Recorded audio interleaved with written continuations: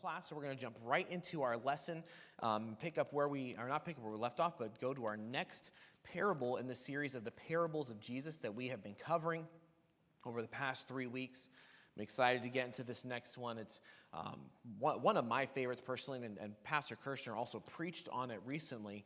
And so we're going to be going through again this next parable in Luke chapter number 15, if you'll turn with me there. Luke chapter number 15.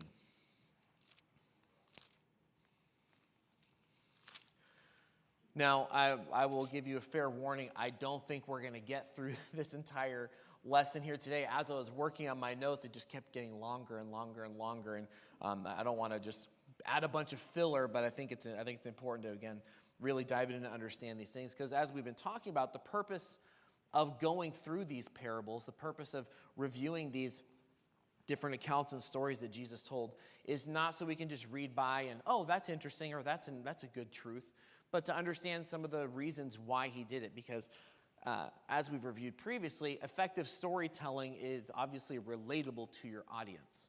If I got up and started talking about what it was like to live in another culture, that may not connect with everybody here in the audience. But if I talk about what our American or Western culture is like, there's a lot more we can connect over. So it's important to understand as best we can why Jesus used the illustrations and the stories that he used. He wasn't just making things up as he goes or just guessing, but he used effective illustrations and characters and terminology to relay the truth he was trying to teach.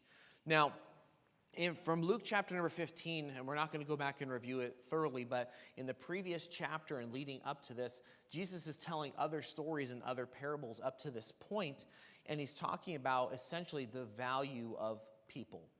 And he's illustrating this through a lot of different stories in a lot of different ways and perspectives.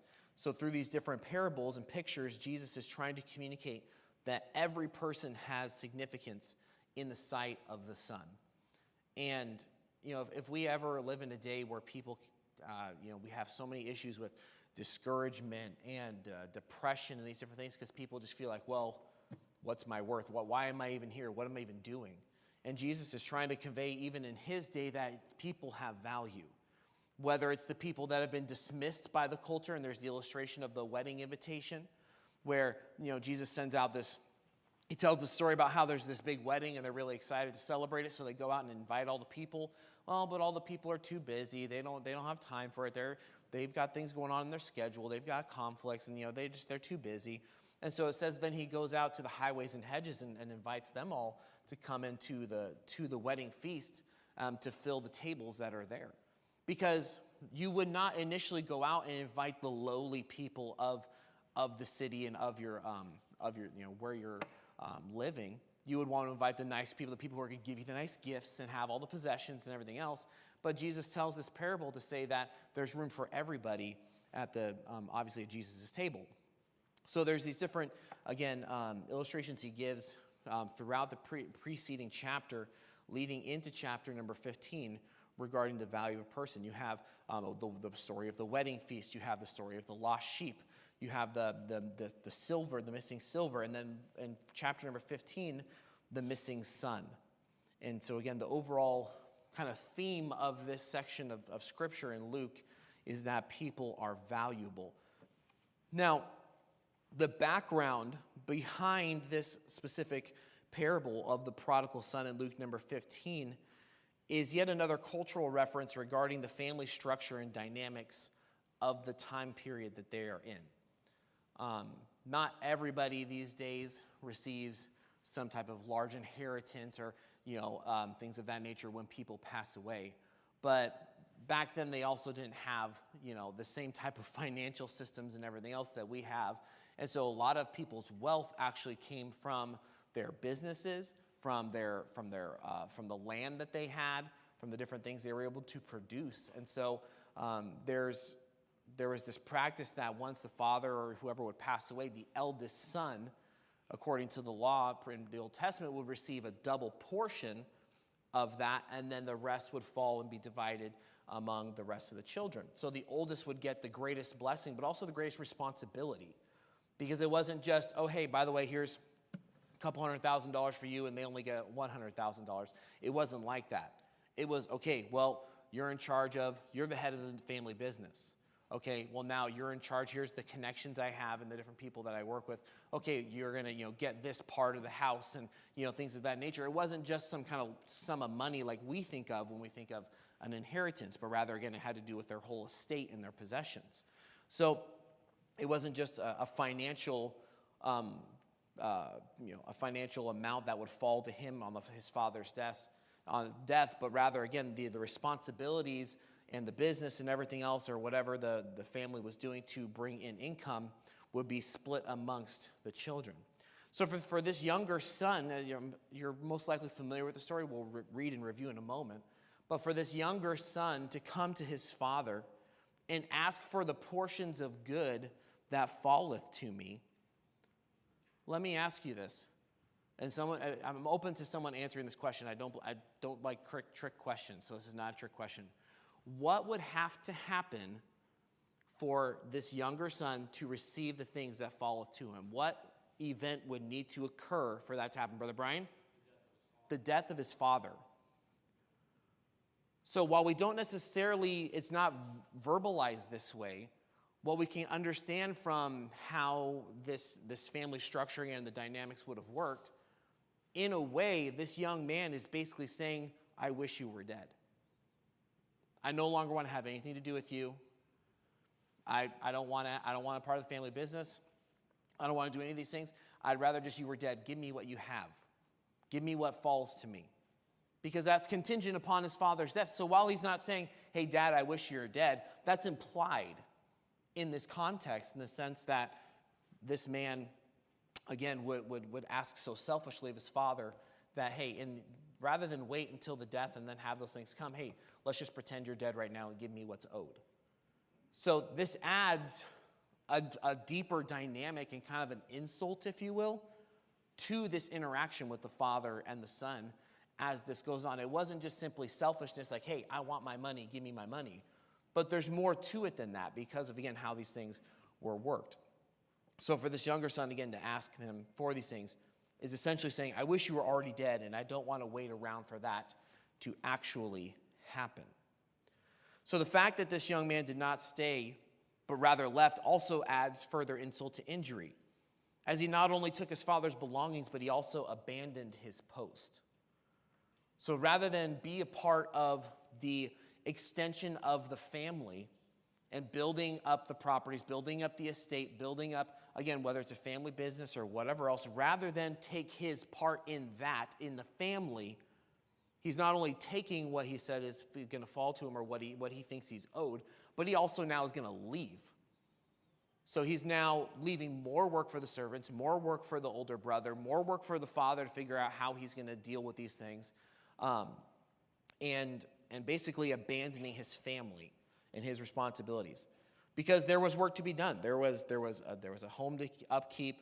Again, there was most likely work that was involved with, whether it was just taking care of the livestock to make sure they had food to eat or whatever else. He just decided that I'm no longer going to be a part of that, and I want what's due me, and I don't want anything to have to do with you.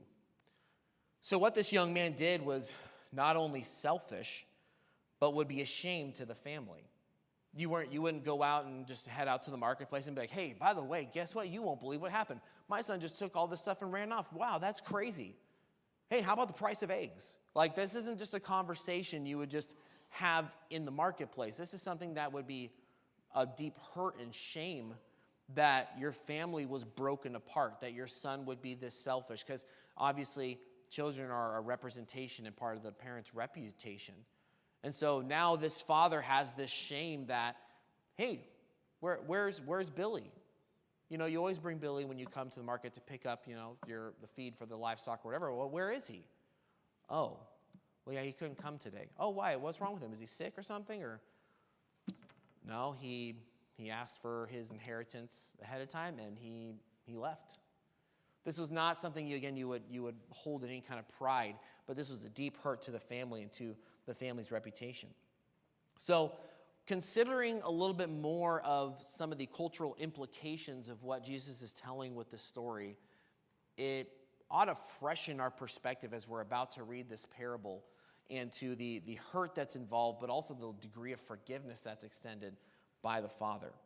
So starting in verse number 11 of Luke chapter number 15 is where our parable begins. And this parable is longer than some of the other ones that we've covered so far.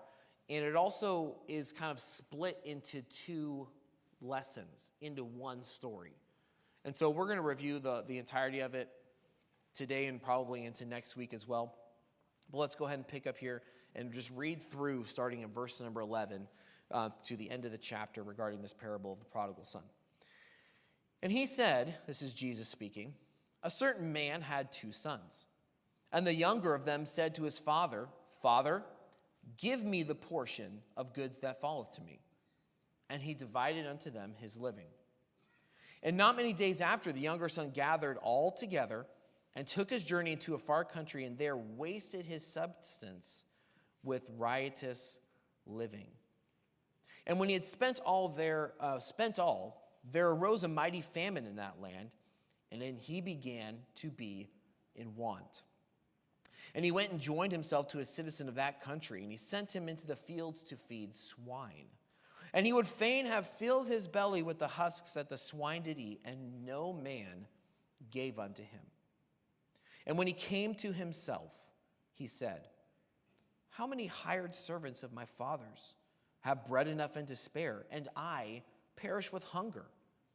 I will arise and go to my father, and I will say unto him, Father, I have sinned against heaven and before thee, and am no more worthy to be called thy son. Make me as one of thy hired servants. And he arose and came to his father. But when he was yet a great way off, his father saw him and had compassion and ran and fell on his neck and kissed him. And the son said unto him, Father, I have sinned against heaven and in thy sight, and am no more worthy to be called thy son. But the father said to his servants, Bring forth the best robe, and put it on him, and put a ring on his hand, and shoes on his feet, and bring hither the fatted calf, and kill it, and let us eat and be merry. For this my son was dead, and is alive again. He was lost, and is found. And they began to be merry. Now his elder son was in the field. And as he came and drew nigh to the house, he heard music and dancing. And he called one of the servants and asked what these things meant. And he said unto him, Thy brother is come, and thy father hath killed the fatted calf, and he hath received him safe and sound. And he was angry and would not go in. Therefore came his father out and entreated him. And he answering said to his father, Lo, these many years do I serve thee, neither transgressed I at any time thy commandment, and yet thou never gavest to me a kid, that I might make merry with my friends. But as soon as this thy son was come, which hath devoured thy living with harlots, thou hast killed for him the fatted calf. And he said unto him, Son, thou art ever with me, and all that I have is thine. It was meet that we should make merry and be glad. For this thy brother was dead and is alive again, and was lost and is found. And then the parable ends here, and then he continues on and begins into another story in the next chapter. So we don't get, as we've had with the other parables, where Jesus stops and explains and breaks it all down. So it's up to us as the reader to understand the context, again, to understand some of the culture and these things about the time, that we need to read diligently and look at the scriptures ourselves and say, all right, from what I understand about other scriptures, from what I understand about how Jesus has been leading up with all these other stories and parables in the context that we're dealing with here, it's up to us as the reader to discern these things. So we're going to go through now this story, and I've broken it up into 7 points in regards to the entirety of this context, verses 11 through 32. So as we go along, we're going to talk about some of the meaning and the theme behind this story, and then, of course, afterwards we'll get into the application. But we're first going to start off with, again, just kind of going through and breaking down this story regarding the prodigal son. And the first element of this story is in verses number 11 through 13, and that is the hasty choices. His hasty choices. If we go back to our context of specifically beginning verse number 12, Then the younger of them said to his father, Father, give me. He didn't ask. He's demanding. He's commanding. Father, give me the portion of goods that fall to me.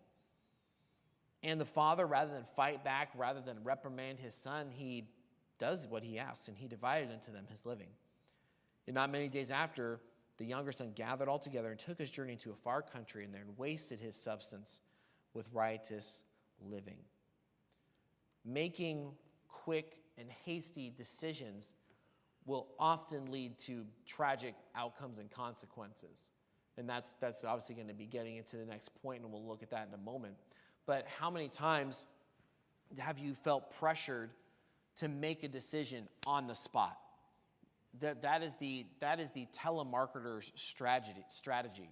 When you get these scam calls or spam calls, and they're trying to get you to sign up for their service, or oh, hey, you've got this bill that's due, and it's due today. And if it's not due today, we're going to send you to collectors, and like all these different things. And they put the pressure on you because they want you to make a hasty choice. They want you to make a decision based on impulse or fear, rather than stopping and considering and getting counsel or trying to figure it out. There's this pressure to have you make the decision. And even as something as silly as like an infomercial, if you're watching it and they've got some sponge on there which you can, clean a tank with or something, and it's like, oh, wow, that's a really nice sponge. They know that by a time that people are going to become, well, that's nice, but I don't need it. But wait, there's more. There's this message pushed forward that, oh, you don't want to tune away yet. You don't know what else you're going to get, and then they'll do it again. And, oh, but you can do these easy payments. So they're trying to push you into making these decisions. The sale only runs until tomorrow. You got to make a decision. Again, the pressure is there because they want to take advantage of your lack of discernment in making that decision. So this young man, I don't know where he got the idea.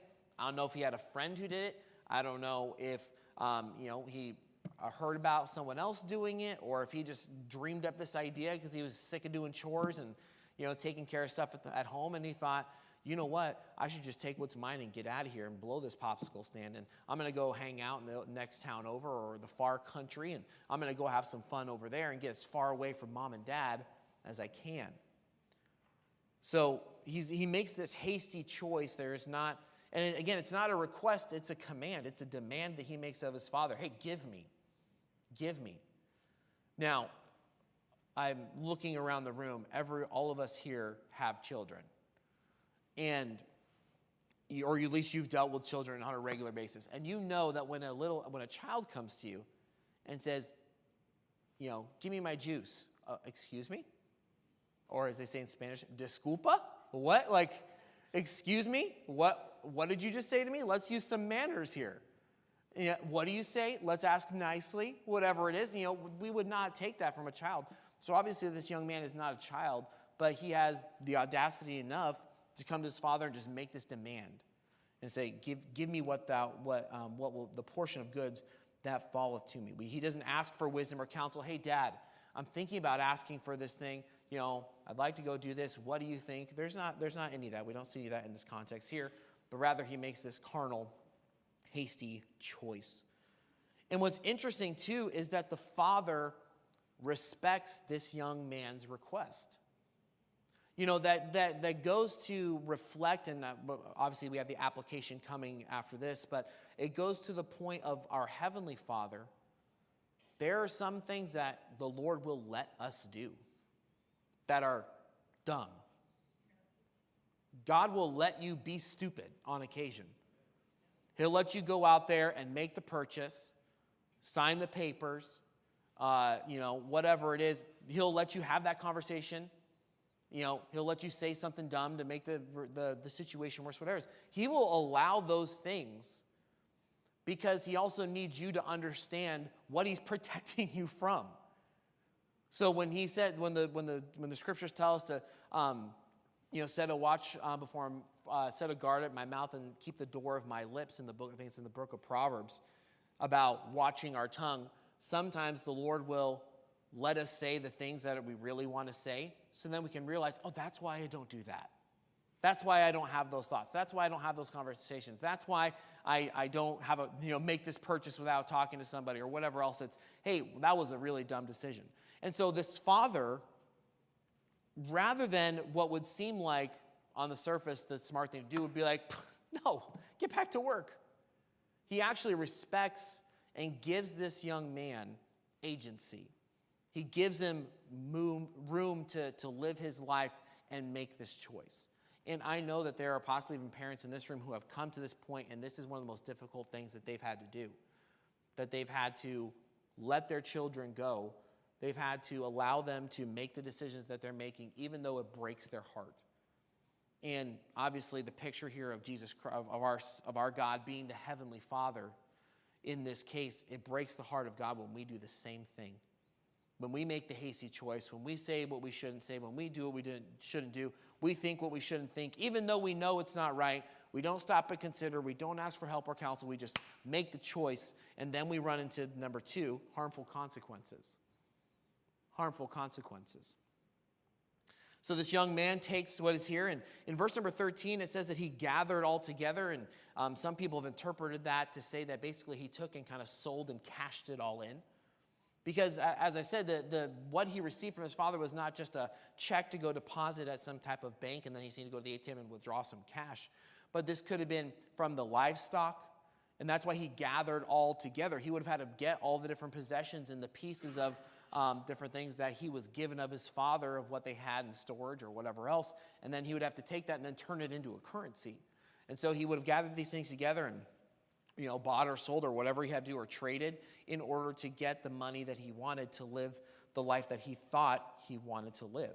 So reviewing here again in verse number 14, and when he had spent all. There's a payday coming for hasty choices. And for this young man, it came after he had spent all, that there arose a mighty famine in that land, and he began to be in want.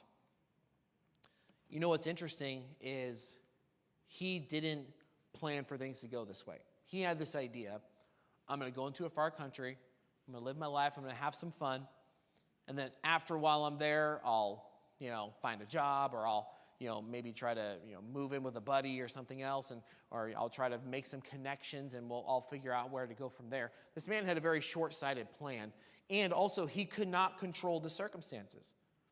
Had the famine not come, who knows what his life would have been like. But as he's making these decisions, a famine now is coming to the land. And now after he has nothing left, everyone else is tightening up on their resources. The markets aren't selling as much. Prices are going up, inflation, whatever else, times are tough. And so now he has nothing and times are tough. So it's not just the culmination of, oh yeah, well now you have nothing, but now you have nothing and no one else wants to give you anything. So he runs into this very difficult position here. The consequences he faced probably didn't seem fair to the choice.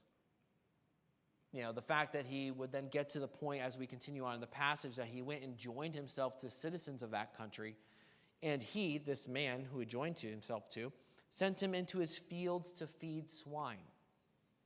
Now, I'm sure you're aware of this already, but swine or pigs are unclean animals to the Jews. They weren't supposed to be raising them or keeping them or taking care of them or consuming them. They are an unclean animal.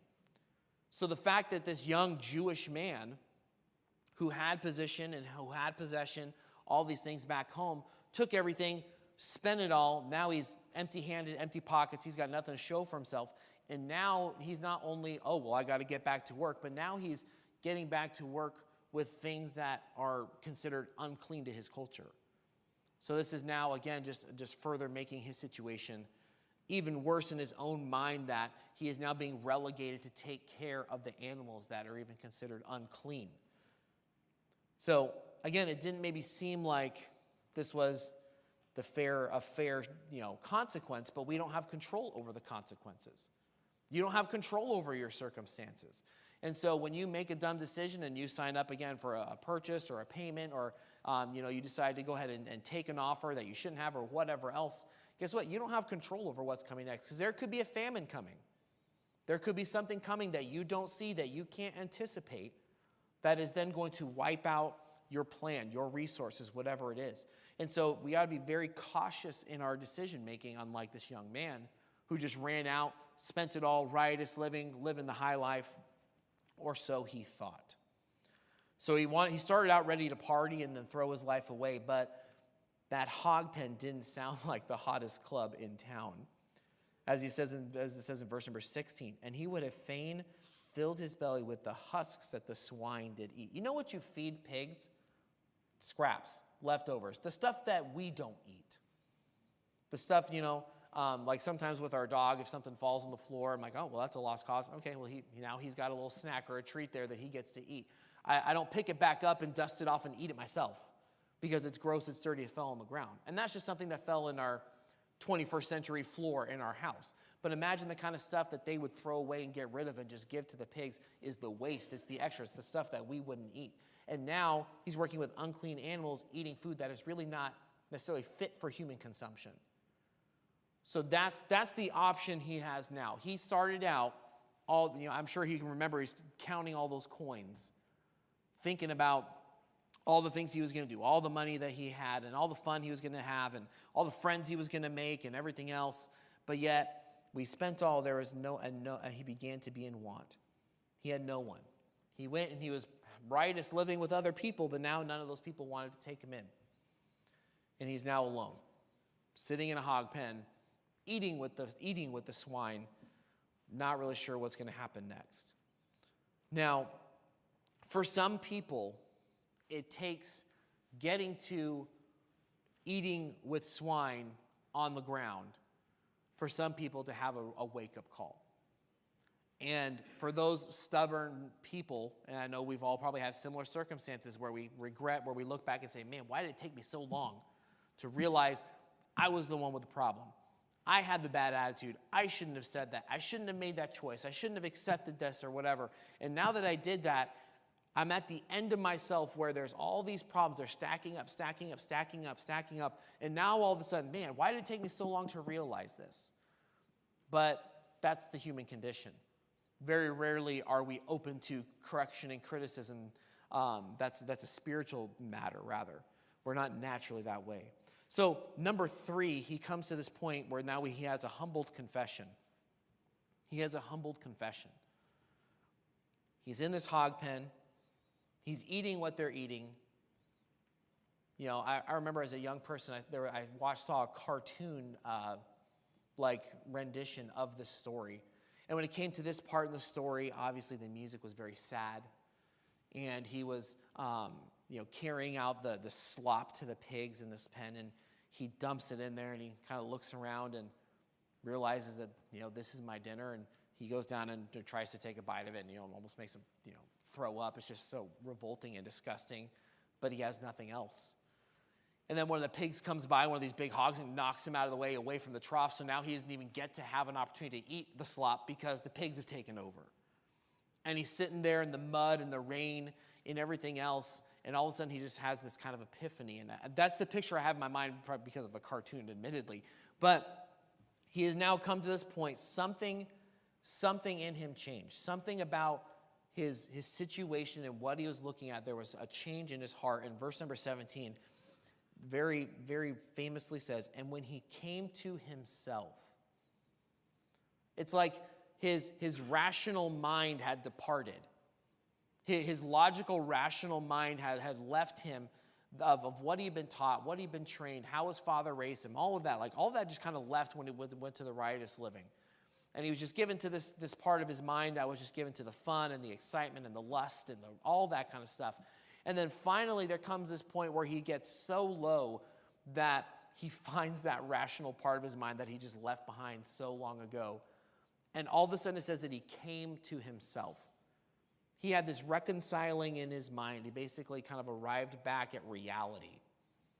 And he comes to this point, and here's his observation about his present condition. How many hired servants of my father's have bread enough and to spare, and I perish with hunger? All of a sudden, he remembers back and thinks about being back home and seeing his father and his brother and the servants. And he doesn't go back and say, man, you know what? My older brother, I should have did what he did. I should have done all these different things. He goes to the servants. He's thinking of the people that they paid to work for them. They had less than he had. And yet he thinks to them and he thinks of their joy in serving. He thinks of their participation in the family events and everything else. And he remembers these people, and he says, even the servants of my father have it better than I do. Not let alone my brother, let alone my father, obviously, but even those who serve him, who are subservient to him, they've got it better than I do. Verse number 18, he makes this decision. I will arise and go to my father. I will say unto him, I have sinned against heaven and before thee. He recognizes, which is, again, striking from the life that he lived, and the example that we read up to this point of his decision-making. He comes to this point where he now has the wherewithal to say, not just, you know what, I need to go back to Dad's and I'll just ask him to be a servant and maybe he'll let me work on the farm someday. And no, his first part of, as he's rehearsing this conversation of what he's going to say to his father, he says, Father, I have sinned against heaven and against thee. So he's not coming back just looking for a handout, just looking to hit, Control Z a couple times on the keyboard of life and to undo things that he had done and try to erase parts of his past. That's not the case. He comes in admitting, Dad, I messed up. And I didn't just mess up by hurting you. More than that, the first person he mentions is I sinned against heaven. And all of us have friends, family who we grew up with, who we were connected to. Maybe they're even children of your own. And sadly, they've gone off and they've chosen the life of the prodigal son. They took what they thought they wanted from the family. They went out, riotous living, living for themselves. We've seen them hit rock bottom. We hear about the hurts and the things that they're facing. And yet in our hearts, we know that, man, that's not how we raised them. That's not what we trained them to be. That's not what we were trying to instruct and put as an example before them. But yet, this is the outcome. But something about this story I'd like to encourage you, if that is a situation you find yourself in, maybe, again, the father to child or parent to child relationship illustrated here, is that if they did genuinely get saved when they were younger, the Holy Spirit is still there. Even if it's just a little tiny flickering flame, the Holy Spirit didn't leave them. So this young man, as terrible decisions as he made, and as much of an idiot as we've seen him play out to be here, again, in his values and how he made his choices, guess what? He made a right choice. He still said, Father, I've sinned against heaven. He still realized that he wasn't the one in charge of his life. He didn't blame his dad, but there was still some spiritual thinking going on in his heart. And so I want to offer that as maybe a little point of encouragement as we go through the story of, obviously, just a very sad tale to be told here. That if you've got a child who's gone away and, again, you were saved and you try to teach them the scriptures, you tried to raise them the way that you knew best to do, and they're out there in the world, guess what? There's still hope. There's still something inside them that there could be one day where they come to themselves and they say, what have I done? What have I done? When I was back with Dad, when I was going to church, when I was reading my Bible, when we had family devotions, or when we did those things together, you know what? Things were better. And it's not just because, I was protected, but it's because of what they taught me. It was the truths and the things that they lived. So this young man has the spiritual insight at this point in this story to realize that, man, he just doesn't need to just confess to Dad, but he's got to confess things to God. And he realizes the degree of his transgression. So at this point now, he had this reality check, and it caused him to question his choices. And in turn, he remembers what it was like before he made the mess of his life that he did. He then had to wipe himself off, grab what few belongings he had, if any, and start making his way back to Dad's. Now, if we consider again the context, in verse number 13, he took his journey into a far country. Now, I understand it's a parable, but think of this. This man grew up, again, in the context of telling the story, would have been a young Jewish boy in Israel somewhere, because it's a parable. There's not a lot of specifics in regards to the background of these characters. But he left from his home. He didn't just go, oh, well, Dad, I'm leaving Tacoma. I'm going to DuPont. He didn't just, just head down the road just a little ways, a few blocks away. A far country. So he has traveled a great distance to get away from Dad. His heart is obviously far from Dad and all these things, but now he made this choice that, man, I need to make things right. Guess what? He had to travel back from that far country. And on that traveling back, I'm sure he ran into other obstacles. He ran into other scenarios where, well, what if Dad doesn't accept me? What if Dad turns me away? What if this or that? Playing out all these different scenarios, all the different conversations. What's my older brother going to think? What are these servants going to think that now I'm coming back and I'm asking for permission to, be a part of the family and everything else? And, he had a lot of opportunities where maybe he could have given up and said, you know what? No, never mind. This is dumb. I'm not going to do this. Dad's not going to love me. Dad's not going to accept me. And, he had all these secondary thoughts and things that on this journey he, I'm sure, contemplated as he made his way back. But in verse number 20, or we'll read verse number 19. I don't believe we reviewed that yet. But I am no more worthy to be called thy son. Make me as one of thy hired servants. He's not asking for permission to be restored to what he had because he understands the relationship is different. Because of the trust he broke and everything else, he recognizes, hey, things are not going to be the same. But I'm willing to take whatever you'll give me because he just wanted things to be made right and restored. So now here in verse number 20, we see here a heartfelt compassion. A heartfelt compassion. So verse number 20, and he arose and came to his father. Again, this was a long journey. But when he was yet a great way off, his father saw him and had compassion and ran and fell on his neck and kissed him. So at any point, again, this young man could have changed his mind, but had he done that, he would have missed the loving reception of his father, which I'm sure he did not expect. His father, who had been abandoned, ashamed, embarrassed by the actions and choices of his son, was still looking for his return. The dad, the father, did not give up on this young man. And this is a difficult place to be. This is a difficult decision. The props to the father of the story, which obviously, again, represents our Heavenly Father. But to go through all that, we don't know how much time had passed. We know that we know to a degree the hurt that was caused by the context. But the fact that he didn't just, wait at the door and he knocked on the door and, oh, it's you. What do you want? Even just hiring him back as a servant still would have been gracious.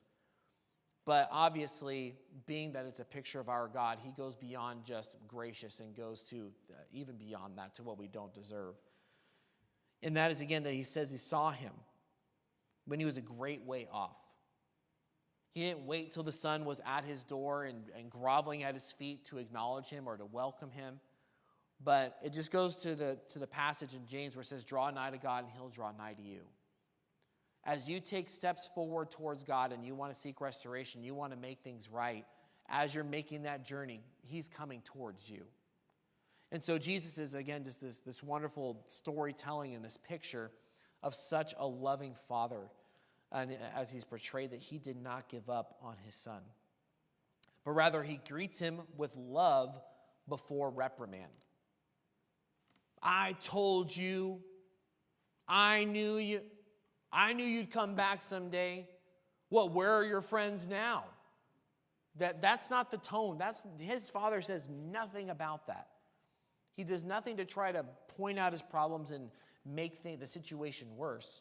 But rather, as he sees his son returning, again, he is excited and extends this compassion at the return of his son.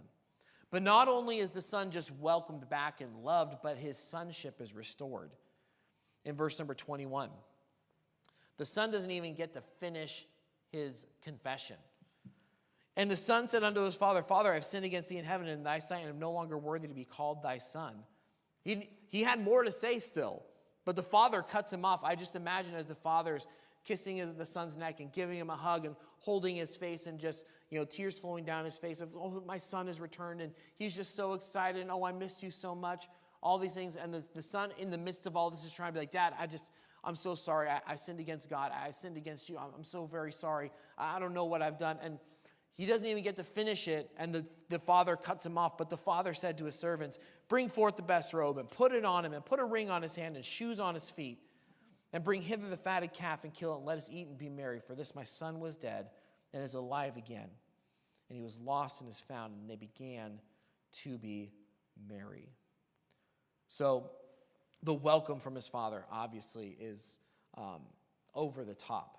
It's not what his son deserved. But it's because of the love of the Father, that compassion he has in his heart, that he wanted to make sure his son knew that he was loved and welcomed home. Now, we're going to have to stop here, and we'll continue on with the rest of the story, picking up in point number 5 next week. But such a great, yes, thank you so much. I was just going to ask for that. Brother Rick is already on it. But we'll continue on with our parable. And such a wonderful story. Even if you just stop and think about it as you're reading through and consider the context, there's so much there. And of course, there's a lot more to be drawn out. All right.